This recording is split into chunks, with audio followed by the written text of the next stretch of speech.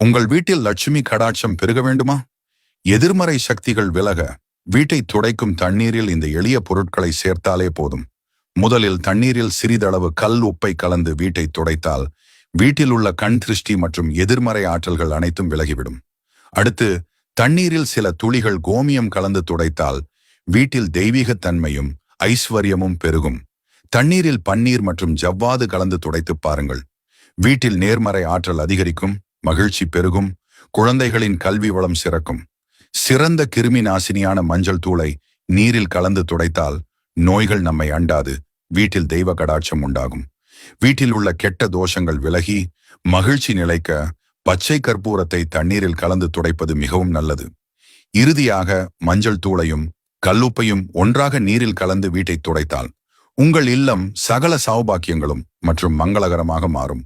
ஒரு முக்கியமான குறிப்பு: நாம் குளித்து முடித்த பிறகுதான் வீட்டை துடைக்க வேண்டும்.